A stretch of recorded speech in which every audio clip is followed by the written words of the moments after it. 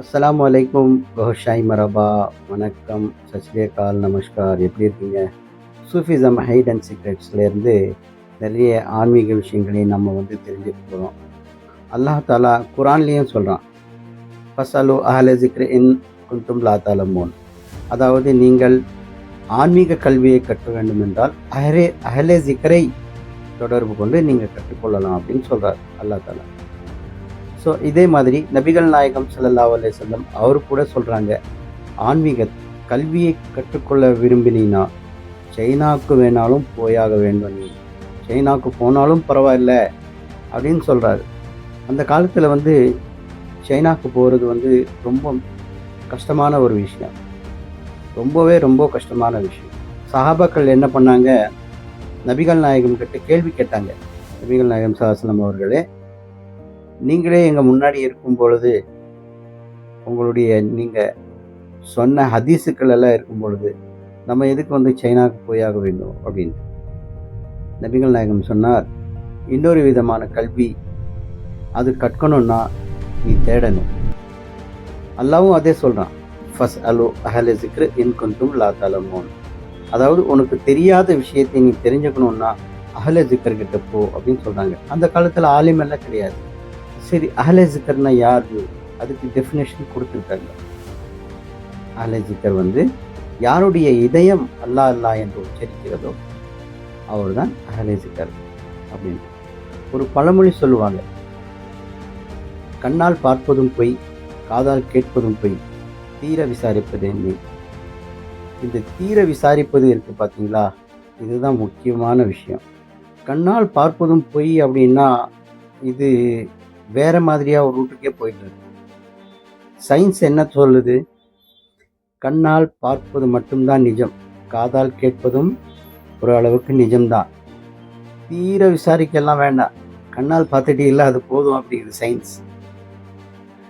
ஆனால் சயின்ஸு ஆன்மீகத்தை ஒத்துக்கவே மாட்டேங்குது. சயின்ஸ் கடவுள் இருக்காரா இல்லையா அப்படின்னு ரொம்ப குழப்புறாங்க.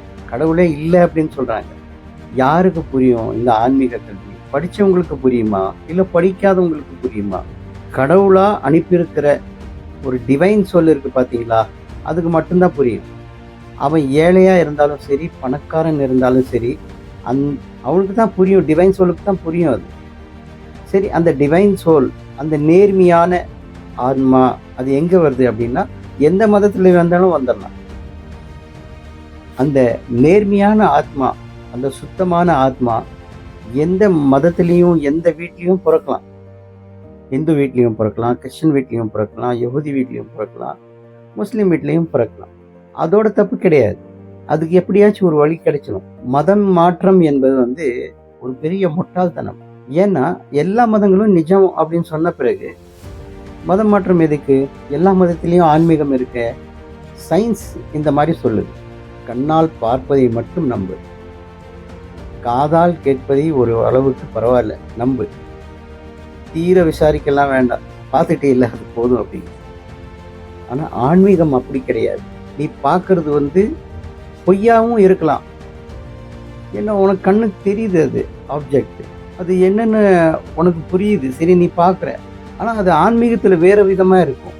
அந்த பார்க்குற நோட்டம் இருக்குது பார்த்தீங்களா, அது பொய்யாவும் இருக்கலாம், சொல்லவே முடியாது. ஆன்மீகத்தில் ஒரு மனிதன் சாதாரண என்ன மாதிரி மனிதன் வச்சு சடனாக நான் மாயமாக மாறிடுச்சு. இதுக்கு காரணம் என்ன? சடனாக மாறினேன் அப்படின்னா ஒரு ஆன்மீக கல்வி இருக்குது அப்படின்ட்டு அர்த்தம். ஒரு பெரிய மிராக்கள் எல்லாம் கிடையாது. நீங்கள் ஆன்மீகத்தை கற்றுக்கிட்டிங்கன்னா ஆட்டோமேட்டிக்காக அந்த ஒரு பொட்டென்ஷியல் உங்ககிட்ட வந்துடும். அந்த ஆன்மீக தன்மை உங்ககிட்ட வந்துடும். ஆன்மீக தன்மை எப்படி வருது? உங்கள் உள்ள அந்த எனர்ஜி இருக்குது பார்த்தீங்களா. இப்போ சயின்ஸ் சொல்லுது, எவ்வளோ லட்சக்கணக்கான வேர்ட்ஸ் பவர் நம்மக்கிட்ட இருந்துன்னு வச்சுங்க, நம்ம அந்த மின்னலை விட வேகமாக பிரயாணம் பண்ணலாம் அப்படின்னு சொல்லுது சயின்ஸு. கண்ணை மூடி கண்ணை திறக்கிறதுக்குள்ள இந்த லைட்டை விட அளவுக்கு அதிகமான வேகத்தில் போய் மனிதன் சேரலாம். ஆன்மீகத்தில் ரொம்ப கஷ்டங்கள் இருக்குது. ஆனால் அந்த ஆன்மீகத்தில் அவன் சித்தி அடைஞ்சிட்டானா, அவன் முக்தி படைச்சிட்டானா, அவன் சிராத்தல் முஸ்தகீம் என்ற அந்த வழியை அடைஞ்சிட்டானா அவருடைய தன்மையே வேறா இருக்கும். அந்த மனுஷனுக்குள்ள ஒரு நெகட்டிவ் எனர்ஜி இருக்கு. எப்படி பாசிட்டிவ் எனர்ஜி இருக்கோ அதே மாதிரி நெகட்டிவ் எனர்ஜி. இந்த 2 எனர்ஜிகளும் அப்படியே கூடயே போயிட்டு இருக்கும். தனித்தனி வழியெல்லாம் கிடையாது. அது நெகட்டிவ் பாசிட்டிவ் அப்படியே போயிட்டே இருக்கும். அது மனுஷன் யாரை விரும்புகிறானோ அது ஆட்டோமேட்டிக்காக உள்ளே வந்துடும். ஆனால் நெகட்டிவ் எனர்ஜிக்கு நீங்கள் கஷ்டப்பட தேவையில்லை, அது ஆட்டோமேட்டிக்காக வந்துடும். ஒரு மனுஷன் தாய் வயிற்றிலிருந்து பிறக்கும் பொழுது அந்த நெகட்டிவ் எனர்ஜி, நஃப்ஸ் என்னும் எனர்ஜி ஆட்டோமேட்டிக்காக வந்துடுது, உள்ளுக்குள்ளே வந்துடுது நஃப்ஸ். அந்த நஃப்ஸை சுத்தம் செய்வது தான் ஆன்மீகம். நபிகள் நாயகம் சொல்லியிருக்கார், இந்த நஃப்ஸ் ஷைத்தானை யார் சுத்தகரிச்சுக்கிறாங்களோ அவங்க காமியாப் ஆயிட்டாங்க அப்படின்னு சொல்றாங்க நபிகள் நாயகம் சார். குர்ஆன் ஆயத்தும் இருக்கு, கத் அஃப்லஹ மன் தஸக்கா. யார் தன்னுடைய நஃப்ஸை சுத்தகரிச்சுட்டானோ அவன் காமியாப் ஆயிட்டான்னு அல்லாஹ் தஆலா சொல்றாங்க.